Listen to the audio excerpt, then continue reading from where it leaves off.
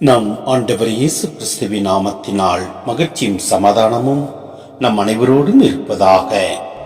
யாக்கோப்பு 4:10-17 முடிய. ஆண்டவர் முன் உங்களை தாழ்த்துங்கள், அவர் உங்களை உயர்த்துவார். சகோதர சகோதரிகளே, உங்களுள் ஒருவர் மற்றவரை பழித்துரைக்க வேண்டாம்.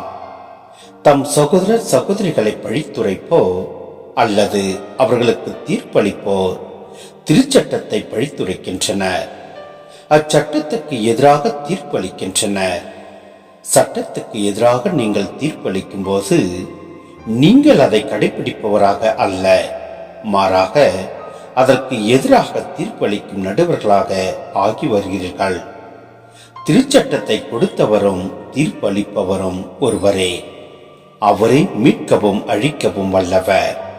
அவ்வாறு இருக்க உங்களை அடுத்திருப்பவருக்கு தீர்ப்பளிக்க நீங்கள் யார்?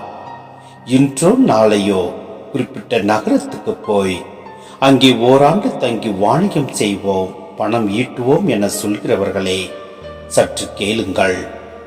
நாளைக்கு உங்கள் வாழ்க்கை எப்படி இருக்கும் என்பது உங்களுக்கு தெரியாதே. நொடி பொழுதில் தோன்றி மறையும் புகை போன்றவர்கள் நீங்கள். ஆகவே அவ்வாறு சொல்லாமல் ஆண்டவருக்கு திருவுளமானால் நாங்கள் உயிரோடு இருப்போம், இன்னென்ன செய்வோம் என்று சொல்வதே முறை. இப்பொழுதோ நீங்கள் வீம்பு பாராட்டி பெருமை கொள்கிறீர்கள்.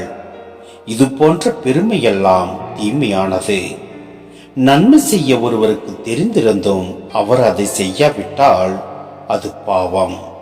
சிந்தனை: உலகத்தோடு நட்பு கொள்வது. தீய சக்திகளையே யாக்கோப்பு இங்கே உலகம் என்று உருவகமாக கூறுகிறார். சிலை வழிபாடு, பணம், பதவி, அதிகாரத்திற்கு முக்கியத்துவம் கொடுத்து நீதி நேர்மை மறப்பது உலகத்தோடு நட்பு கொள்வதாகும். பிளவுபடா உள்ளத்தோடு கடவுளை ஏற்று வாழ்வது முக்கியம். மேலும் தீர்ப்பளிக்காதீர்கள். இயேசு மலைப்பொழிவில் தெல்ல தெளிவாக கூறிய போதனையை இங்கே யாக்கோப்பு ஒரு மறைவுரையாக தருகிறார். உண்மையை முழுமையாக அறியாது ஒருவர் மீது வீண் பழி சுமத்துவது கிறிஸ்துவ தன்மையாகாது. மற்றும் இறை சித்தமின்றி மனிதரின் திட்டங்கள் வீண் என்பதை யாக்கோப்பு இங்கே வலியுறுத்துகிறார். நாளை என்பது நமக்கு தெரியாது. வாணிபத்திற்கு எதிராக யாக்கோப்பு இங்கு எழுதுகிறார் என்பதை விட, ஒருவர் கடவுளை மறந்து தம்மை பற்றி மிகைப்படுத்தப்பட்ட நம்பிக்கையில் செயல்படுவதை அவர் இங்கே எச்சரிக்கிறார்.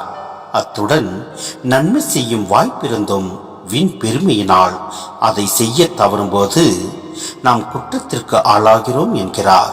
எனவே நாம் வீண் பெருமை கொள்ளாமல் அனைவரிடத்திலும் அன்பு கொண்டு செயல்படுவோம், நன்மை செய்திருவோம். எல்லாம் வல்ல இறை நம்மை நிறைவாய் ஆசீர்வதிப்பார். ஆமென்.